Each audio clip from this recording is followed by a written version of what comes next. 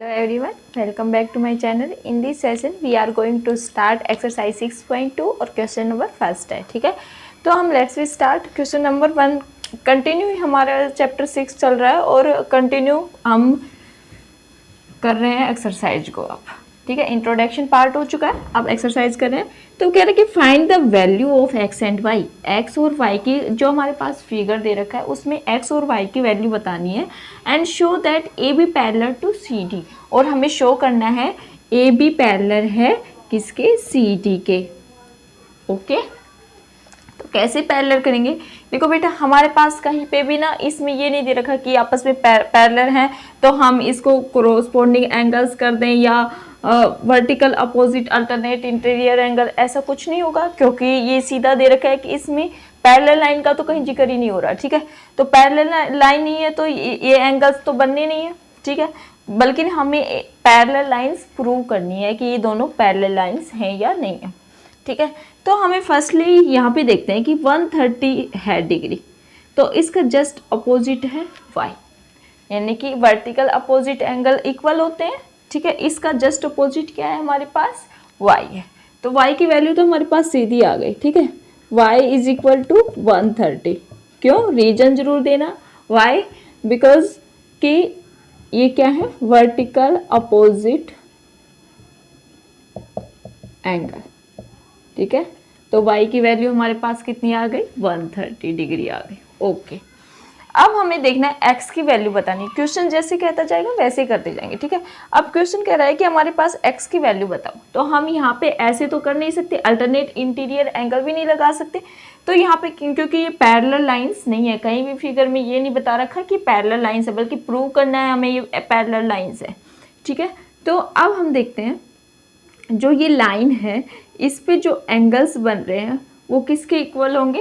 देखो ये linear pair बन रहा है पूरा. ठीक है, x प्लस 50 और लीनियर पेयर किसके इक्वल होता है, 180 के इक्वल. तो x plus 50 is equal to 180 degree. Okay, and x is equal to 180 minus 50 degree. ठीक है, and x is equal to 130 degree. देखो x की वैल्यू कितनी आ गई हमारे पास, 130 डिग्री.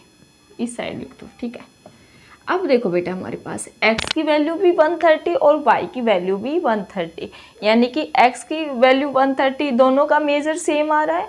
ठीक है, तो ये अल्टरनेट अपोजिट एंगल्स हो गए. ठीक है, तो ये अगर दो लाइनों के बीच में एंगल्स की वैल्यू सेम आ रही है तो ये क्या है, पैरेलल लाइंस है. ठीक है, तो हम बता देंगे x and y have same measure of angles and x and y are alternate interior angles. ठीक है, so AB and CD is parallel to each other. और यही हमें प्रूव करना था. क्या है बेटा, हमारे पास x और y की वैल्यू बतानी थी. तो हमने देखा कि इस फिगर में जस्ट 130 दे रखा है ये एंगल, तो इसका जस्ट अपोजिट है y, तो वर्टिकल अपोजिट एंगल लिख देंगे. 130 की वैल्यू आ गई. अब हमें ये देखा कि एक लाइन अगर किसी स्ट्रेट लाइन को हमारे पास कट करती है तो यहाँ पे एक लीनियर पेयर बन रहा है, एक रे कट कर रही है. ठीक है, तो x plus 50 is equal to 180. Linear pair किसके इक्वल होता है, 180 के इक्वल होता है. तो 180 के इक्वल रख देंगे तो हमारे पास 130 आ जाएगी. देखेंगे कि x की वैल्यू भी सेम, y की वैल्यू भी सेम, अल्टरनेट इंटीरियर एंगल बन रहे हैं, मेजरमेंट सेम है, दोनों का मेजर सेम है. ठीक है, तो ये दोनों क्या होंगी, पैरेलल लाइंस होंगी. ठीक है, तो ये था हमारे पास फर्स्ट क्वेश्चन. नेक्स्ट क्वेश्चन हम अपनी नेक्स्ट वीडियो में करेंगे. Thank you for watching my video. Thank you. In this session we are continuing our chapter 6. ठीक है, लेट्स वी स्टार्ट चैप्टर. जो हमारे पास क्वेश्चन नंबर 2 है ये. ठीक है, 6.2 एक्सरसाइज है और उस क्वेश्चन नंबर 2 है. Let's we start. Okay, in the given figure हमारे पास एक फिगर दे रखा है. ओके, हम A B parallel to C D, A B है ये पैरेलल है किसके, सी डी के. ठीक है। And C D parallel to E F, C D parallel है किसके, ई एफ के। ओके, तो y और रेशियो z जो हमारे पास y एंगल बन रहा है, z का रेशियो दे रखा है 3:7। Okay, and find x, x बताना है। ओके, देखो बेटा ए बी पैरेलल है सी डी के। ओके, आपकी ये बात समझ में आ गई भाई, ये तो पहले ही बता रखा है कि x ए बी पैरेलल है सी डी के। लेकिन अगर ए बी सी डी के पैरेलल है तो ए बी किसके पैरेलल है, ई एफ के भी पैरेलल है, क्योंकि सी डी किसके पैरेलल है, ई एफ। तो ए बी अगर सी डी के पैरेलल है तो ए बी ई एफ के भी पैरेलल है, क्योंकि तीनों लाइन आपस में क्या है, पैरेलल है। तो एक बात सोच के देखो बेटा, हमारे पास y और z का रेशियो दे रखा है 3, जैसे कि हमने पहले बता देती हूँ, y रेशियो z दे रखा है हमारे पास 3:7।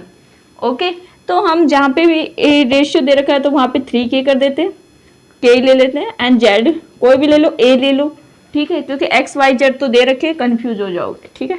तो z दे रखा है हमारे पास 7k, ठीक है। रेशियो को ऐसे रिप्रेजेंट करते हैं, तो हमारे पास y की वैल्यू दे रखी है 3k एंड z की जो वैल्यू दे रखी है वो क्या दे रखी है हमारे पास 7k, ठीक है। अब देखो बेटा, अगर ए बी के पैरेलल सी डी है तो ए बी किसके पैरेलल है, ई एफ के। तो हमने फर्स्टली ले लिया A B and E F.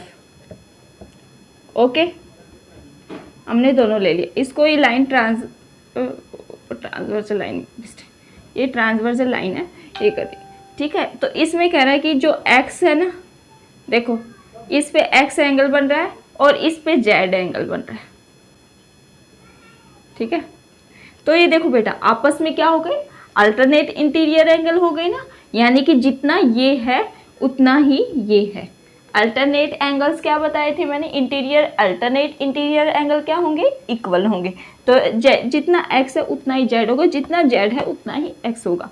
तो z कितना है हमारे पास 7k है, तो ये x भी कितना होगा हमारे पास 7k होगा, ठीक है।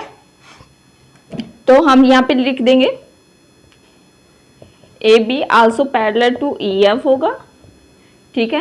And angle x is equal to angle z, y, because alternate interior angle क्या होते हैं, इक्वल होते हैं, ठीक है।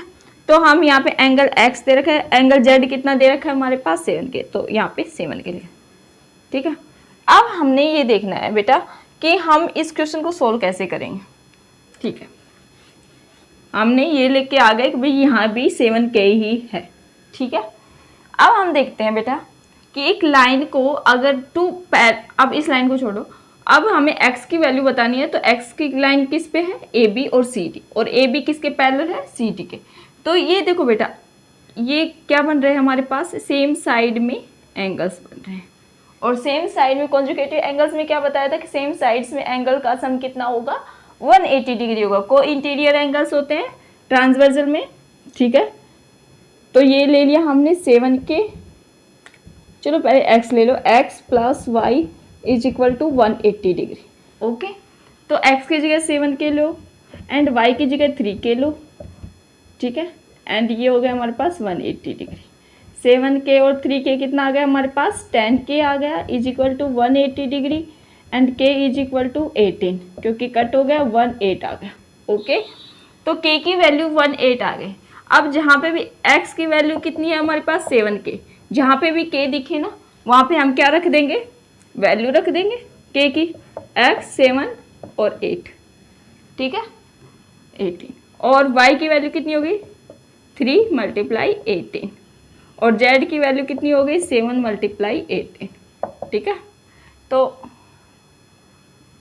तीनों को मल्टीप्लाई करो, 18 7 4 126 एंड 36 एंड 126। लेकिन हमसे पूछ क्या रखा है, केवल x की वैल्यू पूछ रखी है। तो x की वैल्यू कितनी आ गई हमारे पास 126 आ गई, ठीक है। तो ये हमारे पास क्वेश्चन नंबर 2 था। क्या किया बेटा, इसमें हमारे पास 3 पैरेलल लाइंस दे रखी थी, A B parallel to C D है, तो ए बी ऑब्वियसली बात है कि ए एफ की भी पैरेलल होगी। तो हमने देखा कि यहाँ पे एक एंगल यहाँ पे बन रहा है, एक एंगल यहाँ पे अल्टरनेट इंटीरियर एंगल बन रहा है, यानी जेड की जो वैल्यू है वही यहाँ पे क्या होगी, x की वैल्यू होगी। तो यहाँ पे z की वैल्यू हमारे पास क्या दे रखी है 7k दे रखी है, तो यहाँ पे भी x की वैल्यू क्या होगी 7k ही होगी, ठीक है। अब हमने देखा कि यहाँ पे एक्स की वैल्यू बतानी है तो हमारे पास ए बी और सी डी के बीच में हमारे पास को इंटीरियर एंगल बन रहे हैं ट्रांसवर्जल में, ट्रांसवर्जल लाइन है, ठीक है। तो इसमें हमारे पास एंगल्स का सम कितना होता है 180 डिग्री होता है। तो 7K और 3K को ऐड किया, एक्स और वाई को ऐड किया और 180 के इक्वल रख दिया, ठीक है। तो K की वैल्यू आ गई हमारे पास 18। अब हमने क्या किया, जहाँ पे भी x की वैल्यू 7K थी, जहाँ पे भी K था ना वहाँ पे उसकी वैल्यू रिप्लेस कर दी। तो वैल्यू रिप्लेस करने पर हमारे पास 126 आया और इसका आ गया 54, सॉरी, ठीक है, यहाँ पे आ गया 54, ठीक है। तो हमसे केवल x की वैल्यू पूछ रखी थी, ये तो x की वैल्यू कितनी आ गई हमारे पास 126, ओके। तो ये हमारे पास सेकंड क्वेश्चन था। नेक्स्ट क्वेश्चन हम अपनी नेक्स्ट वीडियो में करेंगे। Thank you for watching my video, thank you, bye.